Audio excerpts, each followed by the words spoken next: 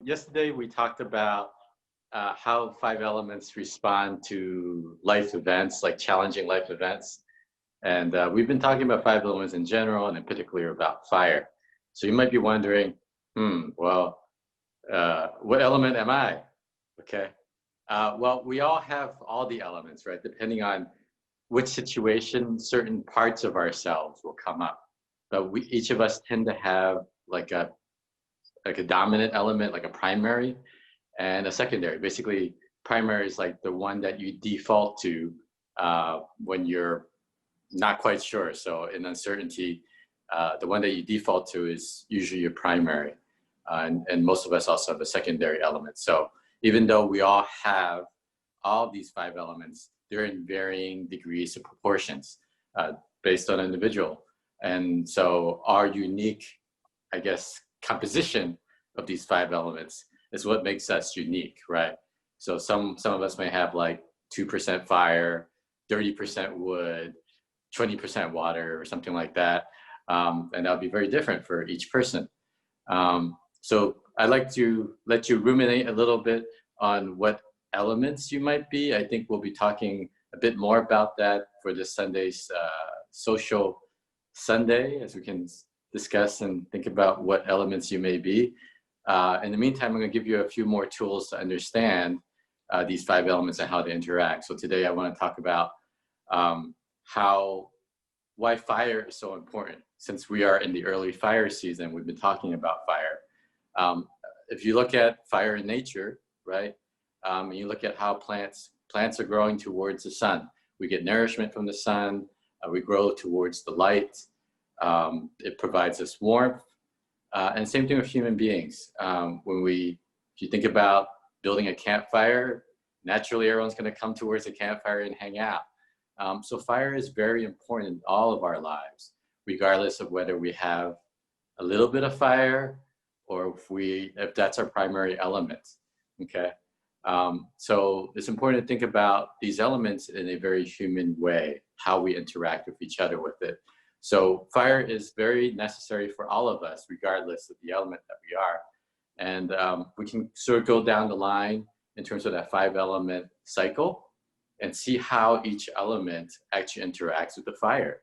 Okay, so for example, the wood element, okay, remember that this is about passion and anger, as well as about focus. So fire tends to be a little bit scattering, okay, but also wood turns to fire, right? That's what we call the generating cycle. You burn wood and that becomes fire. So too much fire for the wood person, someone who's like trying to be focused, trying to get things done. Fire could be a little bit challenging because the fire person's like jumping around and the wood person's like, okay, I gotta focus here, okay? But at the same time, the wood really enjoys the companionship or the friendship with someone who's fire because it lets them relax a little bit, right? Also allows them to focus and basically it fuels the fire. It provides a basis for fire. But at the same time, too much fire is a little bit destructive for the wood element. So if you have a lot of wood energy, a little bit of fire is great for you. Whether you're trying to generate your own fire, meaning you can do like fire activities, like, socializing, you eat like fire related foods. But it's also about like hanging out. Like this is all about socializing. So hanging out with people who have a lot of fire. Okay, so but wood, you have to be really careful. If you are trying to focus in and get something done, you probably don't want to hang out with too much fire at the moment. You want to just like, okay, stay away. I'm gonna lock myself up or hang out with other people who are also focused, other people who tend to have a lot of wood energy. Okay. So if you're a fire person, how do you interact with fire? Well, fire creates more fire. So it could become one big explosion of fire. So you do have to be careful about that too, because it's very scattering. But at the same time, it could be a lot of fun, right? So it depends on where you are in your life. In some ways, that fire could be very helpful. In other ways, you got to be careful. So in terms of the earth, earth is about nurturing. You think about the emotion of earth, that's worry and sympathy. Okay, but it's about nurturing others, and that's why that's where that worry comes from. Is you're worried about other people, you're worried about your loved ones and your family, and so there's a healthy amount of worry. But the fire kind of brings that spark of life into someone who may be worrying too much, who may be stuck at home. So they may just need to go socialize and party or hang out. And so that's where the fire can be really good for someone who also has a lot of earth energy. Okay. In terms of metal, metal is about the elements, the organs of the lung and large intestines, about sadness, grief, and compassion. And especially for metal, if you think about it in real life, right? When you put fire to metal, metal melts or becomes softer. And sometimes that's great for someone who's metal, because metal people tend to be a little bit more aloof and distant. And sometimes they just need like a hug, even though they might not say they want one. Okay, they might be very cool to you. They're like, oh, I'm too good for this kind of stuff. All right. They do need a hug. They enjoy that hug from time to time. They may not like it all the time, but they like that connection. They like that appreciation. They like to have a little bit of fun too. So that fire can melt some of that metal, make it a little bit softer or more malleable. And sometimes the metal enjoys that, because they can be a little bit too, they have like sometimes too high standards, and they tend to be more perfectionists. And so that fire like kind of comes in and messes things up a little bit, but in a good way usually. But again, like the wood, you have to be careful. Too much fire, then you become a puddle of liquid metal, and that's not so good either, because then all your aloofness or boundaries, there's a certain reason why you have those things.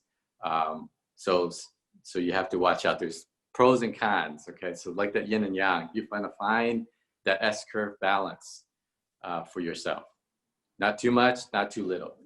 Okay, and in terms of water, okay, water actually is what controls fire from having it go out of control. So on one hand, if you have a lot of fire, you may not enjoy a water person as much, because they're always thinking about the deeper meaning of life, and fire just wants to have some fun in the moment. Okay, so fire is not always this flaky, but I'm sort of giving you a little bit more of the quintessential aspects of what these elements they're trying to go towards. So the fire can be put out by the water, but the water can provide it the wisdom, right? So a more balanced person who has fire would enjoy water. And at the same time, the fire can warm the water, right? Because sometimes the water can get really deep into its own fear. So remember, the emotions of water is fear and wisdom, okay? So it does tend to dwell in the fear, because it thinks about these bigger things. Well, what if this happens? What if that happens? All right, but that's more of an out of balance water. More balanced water would be able to see that fear and not be frozen by it, and be able to see the wisdom behind it and move on. Okay, and the fire can help that, because like I said, it can freeze. Like fear freezes you, right? Like the deer in headlights. So the fire can sort of say, hey, it's not so bad. We still got each other. And, so it helps transform that icy water into more of a warm water, and the warm water can flow, right? Icy water freezes, it gets stuck. So the fire is there to help get things moving. And overall in Chinese medicine, fire is really essential to really get things going, keep things flowing. And that's the essence of health, is when things continue to flow. If you've ever had an acupuncture treatment, usually we use heat lamps, okay? And so that brings a little bit of fire to help warm the channels, to get the energy flowing in the body, and to help reinforce what the acupuncture points are doing. And in diet, we tend to reinforce more of a diet that's not cold. Warm foods tend to be really good for the body. And also when we do our closing practice, when we're storing energy, okay, into that lower dantian, we call that the gate of life, that lower dantian area. And we're storing that energy, and that energy is fire, okay? So that helps with the metabolism of the body, it helps things flow. That's what makes us alive. is that internal fire. It's kind of like the engine of a car, right? You have the fuel, but the engine is this power plant. It transformed using fire, right, to transform that into energy. And same thing with us. It's kind of an engine. The fuel itself is not going to do anything for you. You need that spark of life, that fire, to get things moving. So hopefully you got something out of this talk. So just give you more insight into why fire is so important for all the elements, and why fire also needs all the elements to sustain itself. So we hope to see you tomorrow. Tomorrow is our longer day.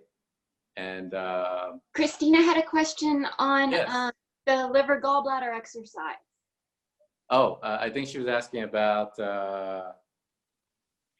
let's see, about the liver gallbladder, how to do it. Is that right? Yes. Okay, so the liver gallbladder exercise, if you can reference our YouTube videos, I won't be able to explain it today, but if you can reference our earlier YouTube videos, especially the early ones, like day like 3 to 10 on our YouTube channel, that's a great way to get started on that, and then we can work on it once Mary Frances' toe gets better. Which is there little toe? Yes. Oh, okay. Little toe's the bladder channel. All right. Yes. Yes. And it's creeped over into the gallbladder channel. Oh, So, gallbladder channel. Okay. yes. And I hit it again yesterday. Oh, just for fun? Oh yeah. I know. It was so funny. Sean, my husband, put this barrier around the chair legs so that I couldn't go near it now. Oh no. Yeah. Okay. Yeah, it was special. Clearly there's a lesson I'm trying to learn. Oh, right. You try to access that water. Yes. Okay. Yes. All right. Well, thank you, everybody. Thank you for joining us. We'll see you tomorrow at 8:15. See you then.